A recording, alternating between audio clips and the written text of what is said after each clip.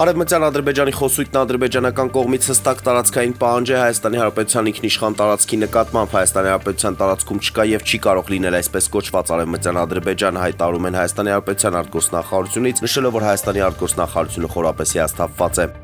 Վարչապետ Նիկոլ Փաշինյանն ընդունել է Վրաստանի ներքին գործերի նախարար Գելա Գելաձեին։ Մանրամասները ներկայացվել Հայաստանի եւ Վրաստանի ներքին գործերի նախարարների քննարկումների վերաբերյալ տեղեկացվել է, որ քննարկվել են երկկողմ համագործակցությանն ու ընդհանուր մարտահրավերներին վերաբերող հարցեր։ Քննչական կոմիտեում նախաձեռնված քրեական վարույթի շրջանակներում 5 անձի նկատմամբ հարուցվել է հանրային քրեական հետապնդում։ Ձերբակալվածների թվում է Վանաձորի նախկին քաղաքապետ Սամվել Դարփինյանը։ Նրան մեղադրում են ծառայական լիազորությունները կամ դրանցով պայմանավորված ազդեցությունն օգտագործելով առանձնապես խոշոր չափերով փողերի լվացման մեջ։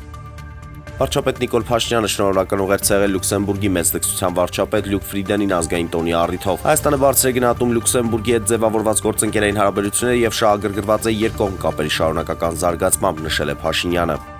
Իսրայելի պաշտպանության բանակը հայտարարել է, որ հարվածներ է հասցրել Իրանի մի քանի ռազմական հրամանատարական կենտրոնների, նշվում է, որ դրանց թվում է Քարաշ քաղաքում գտնվող գլխավոր հրամանատարական կենտրոնը, որը հաշվետու է Իրանի Իսլամական Հանրապետության պաշտպանության կորպուսին։